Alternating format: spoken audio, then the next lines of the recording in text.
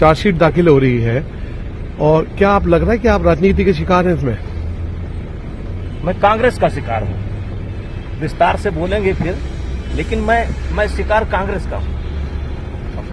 आज chargesheet file होती है, लेकिन खेल कूद के मंत्री ने तो पहले ही भविष्यवाणी कर दी थी कि 15 तारीख तक चार्जशीट फाइल हो जाएगी। क्यों? उनको कैसे पता था?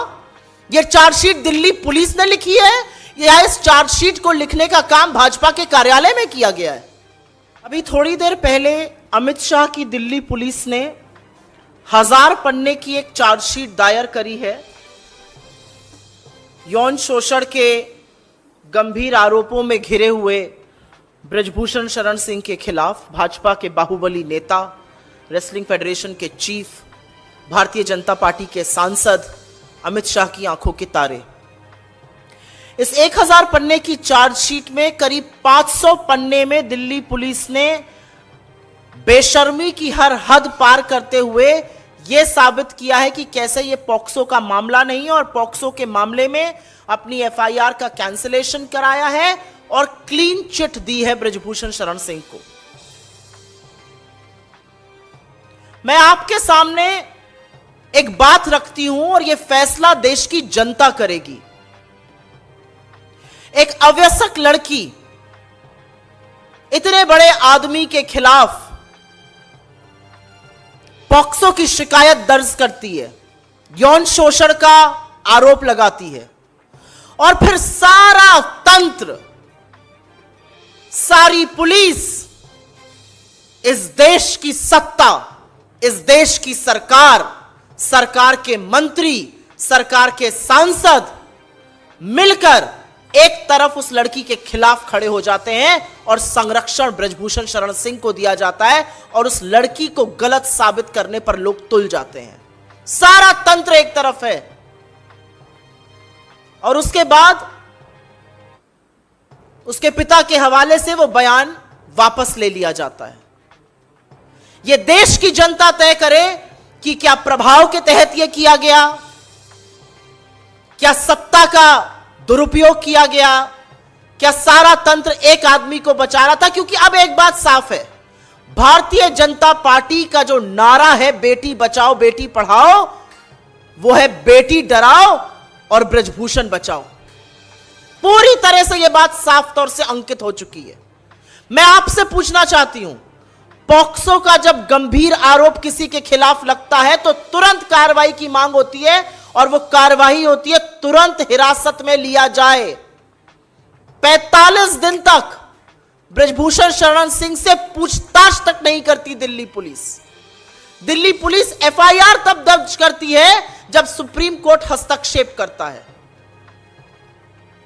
दिल्ली पुलिस हिरासत में नहीं लेती, पूछताछ नहीं करती। एक बाहुबली व्यक्ति है, इसको आजाद घूमने और छोड़ दिया जाता है कि ये जाए और किसी भी विटनेस को टैंपर करे, किसी भी विक्टिम को डराए।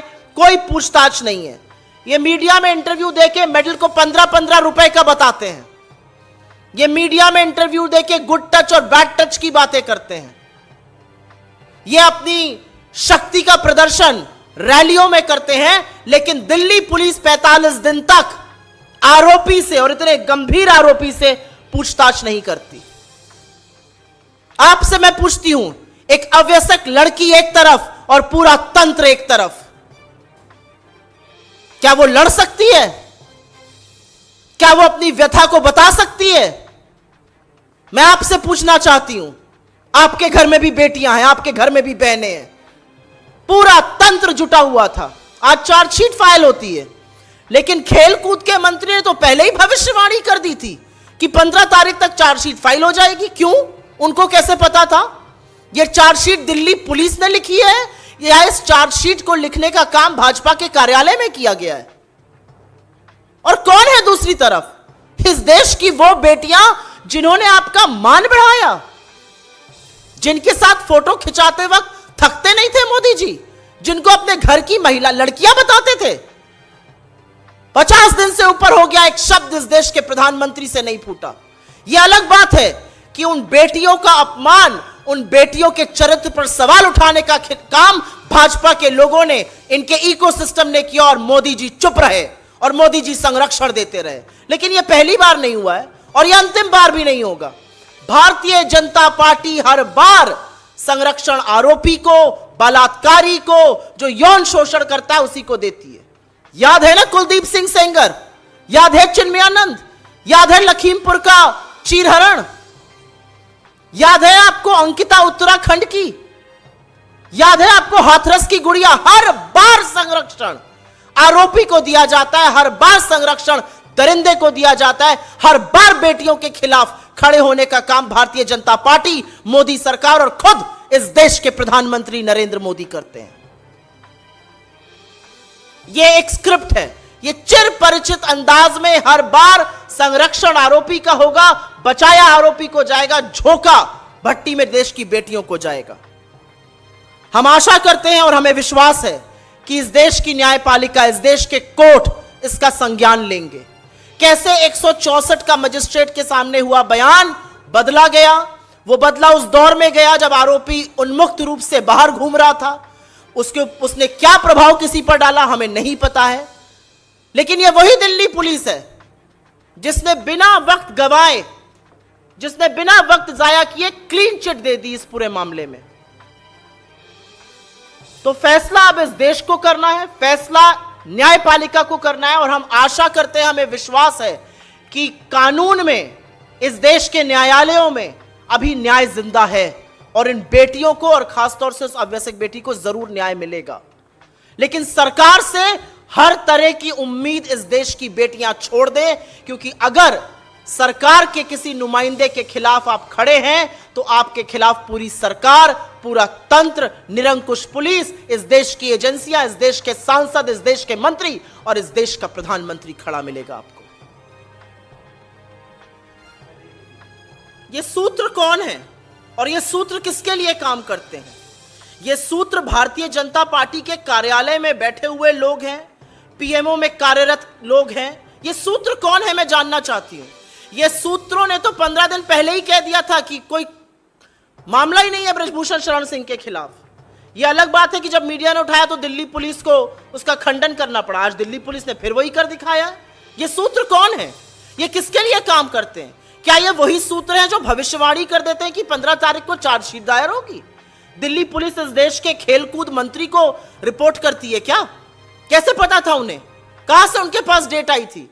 दिल्ली पुलिस एक स्वतंत्र कानून व्यवस्था बनाने वाली पुलिस है या अनुराग ठाकुर के ऑफिस में बैठकर एफआईआर लिखने वाली या चार्जशीट लिखने वाली पुलिस है? कौन है यह सूत्र?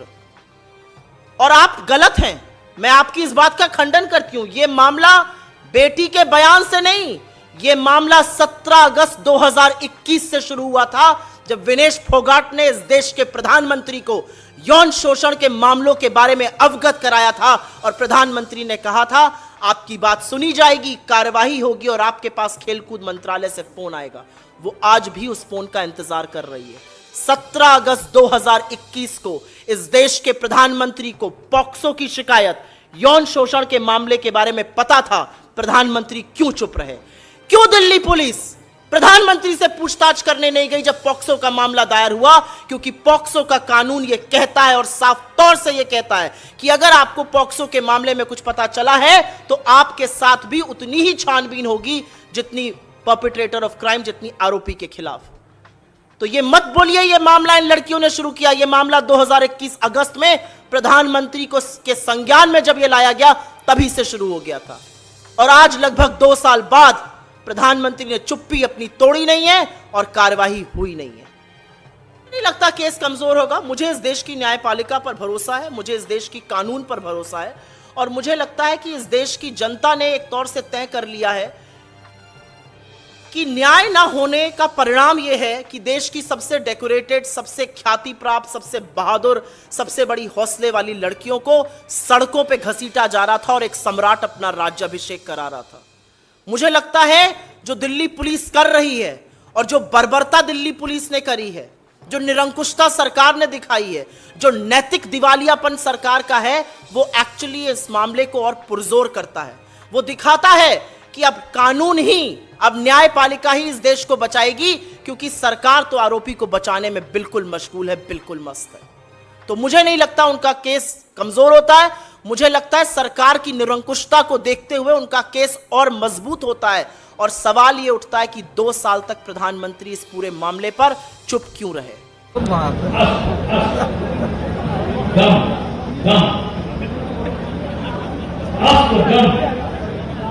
कभी जहर पिया जाता है, कभी जहर पिया जाता है और तब जाके जमाने में दिया जाता है। कभी कभी गम, कभी जहर पिया जाता है, जब कभी जाके जमाने में दिया जाता है। ये मेरा मुझको मोहब्बत का सिला, ये मेरा मुझको मोहब्बत का सिला, बेवफा कह के मेरा नाम लिया जाता है।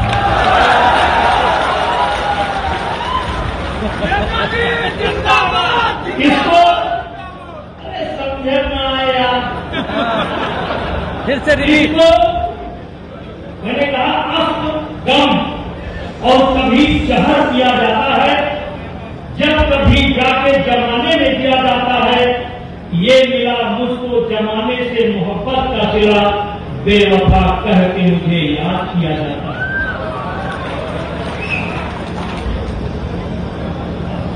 इसको रुसवाई कहें या शोहरत अपनी,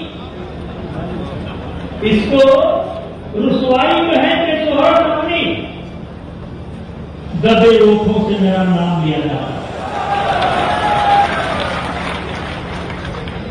भाइयों,